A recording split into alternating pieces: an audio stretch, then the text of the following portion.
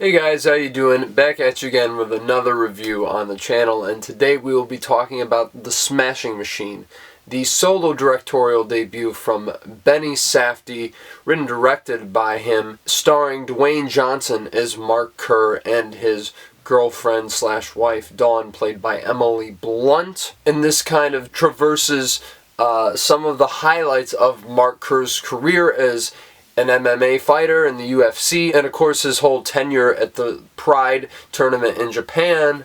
And this is adapted from the documentary from 2002, of which you can tell that this movie was very influenced by. And I think you can even see that there are beats ripped straight out of that movie, and I'll get into that in a sec. But I think the main reason people are so excited about this film is we're finally getting to see Dwayne "The Rock" Johnson as a legitimate dramatic actor, which is something that we have not seen in a very, very long time.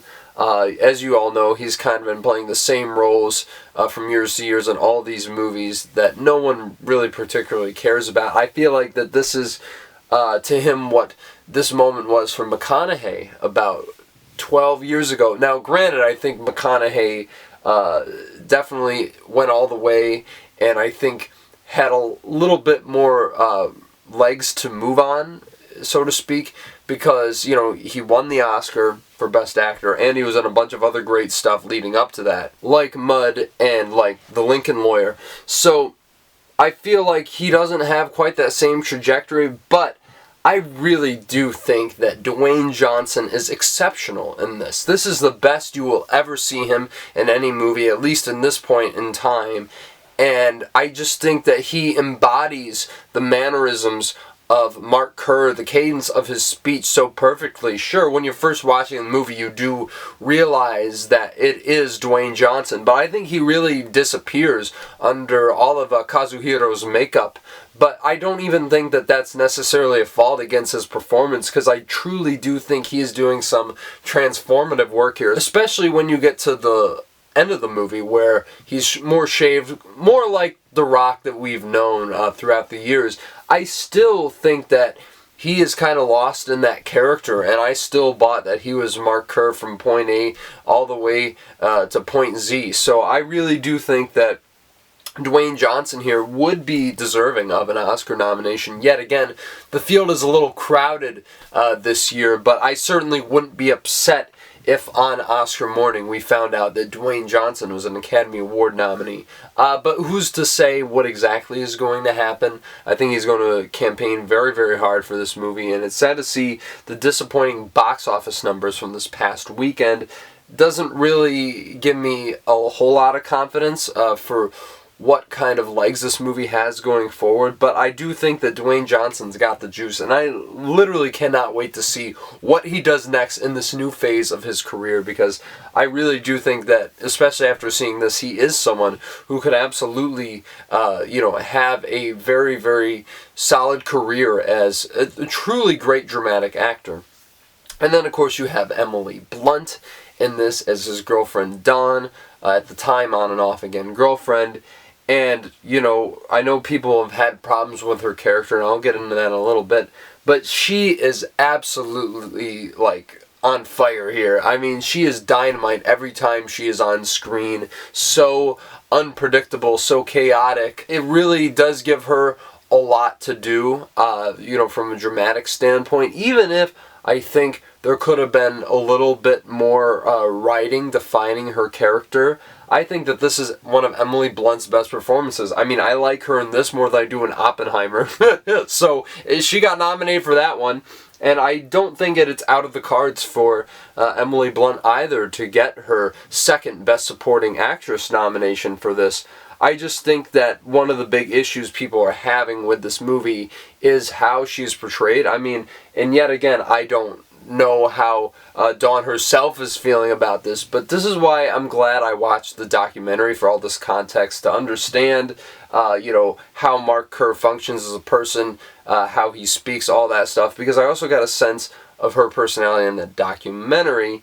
And there is something that happens, the big emotional climax of the movie between the two of them, and they do mention that it happened in the documentary, so I don't know if this is trying to paint anybody in a bad light, because, I mean, really the only thing Mark Kerr does wrong in this movie is he destroys a couple of things, and he's taking opioids. So, I mean, I don't know. It doesn't make her look great, though, granted, but maybe that's just how she was. I just feel like the movie could have had another scene or so giving her a little bit more depth, because I don't mind how they go about portraying her, if it is anywhere close to reality, but I do think that we should have understood her a little bit more, and I think the movie tries to do a lot here that doesn't quite fully come together by the end. But let me talk about some of the other people in this movie. I loved Ryan Bader as Mark's buddy, Mark Coleman, another very prolific MMA fighter, and their friendship, I think,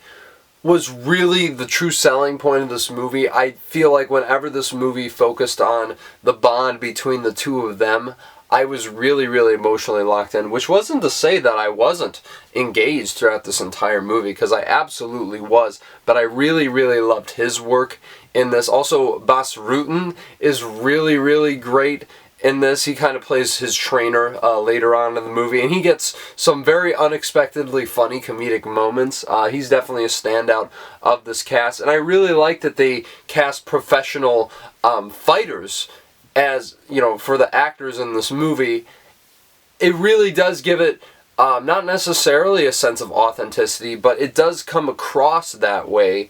I think that the Safdies just have a great eye for casting talent who haven't been on the screen before, but I think especially for Bader this is the case, and I thought he did a really, really great job. I'd love to see him in more movies in the future. Now, having this been adapted from the documentary, there's a lot of lines that are repeated, which is fine. I like the way that they adapted the story, and I feel like it really gets time to flesh out a lot of those dramatic moments outside of the ring and outside of what we saw in that film. Having that being said, even though I think it makes complete sense that Safdie would want to focus on a subject like Mark Kerr, someone who's like this really genteel kind of guy, but yet again he is just such a force to be reckoned with in the ring, and an absolute monster when it comes down to, you know, getting the job done and making sure that he comes out on top. You know, this guy who's driven by adrenaline thrills.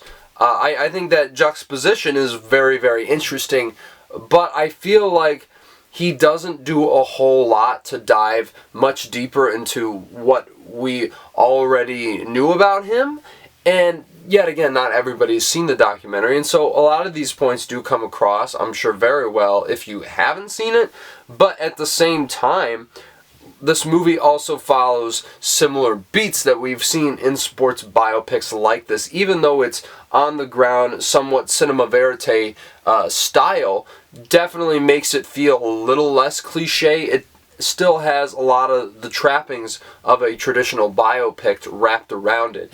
And so that might be my biggest thing with it. Also, I feel like it felt a smidge too long, because there were a couple scenes that were kind of like, alright, like, let's get the ball rolling here. Even though I really was locked in. I mean, there are some truly, truly breathtaking moments in here, and confrontations and dialogue that really set me on the edge of my seat, and I was just absolutely eating it up. But at the same time, I mean, I've seen better movies in this vein that were able to convey their message more effectively, and I feel like this kind of gets stuck between trying to be a character study but not really giving us enough more than we probably should have.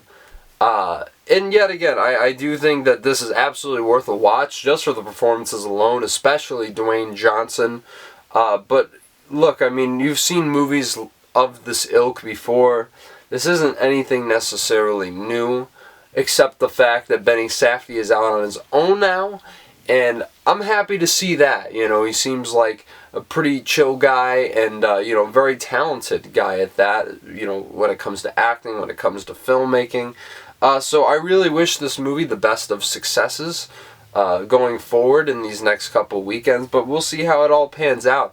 Overall, I really did enjoy this movie, though, and I think this is a great step forward for Dwayne Johnson as an actor, and I think a very, very effective portrayal of Mark Kerr, despite my misgivings with how the narrative was presented. So on that note, I am going to give The Smashing Machine a very, very strong 7 out of 10. Definitely check this one out in the next weekend or so. If you haven't already, I don't know how long it's going to stay in theaters, but yet again, please go support this movie. It's great to go out and support independently funded movies. I really would love to see this become a success. But yeah, you guys let me know what you thought about this movie down in the comments below. Please smash the like button, no pun intended, I always say that. And subscribe to the channel if you want to see more movie reviews like this. I believe the next review I'm going to do on my channel is Dead Man's Wire, the latest from director Gus Van Sant. Saw that one at the Toronto International Film Festival, and I have lots of things to say there. So be on the lookout for that and all the other movies that are coming out this weekend. I guess I will come on here and say it now. I am indeed going to the New York Film Festival. I happen to get a ticket for Bradley Cooper's new movie, Is This Thing On?, starring Will Arnett and Laura Dern, and I'm through the roof excited. I believe I got the last one, too.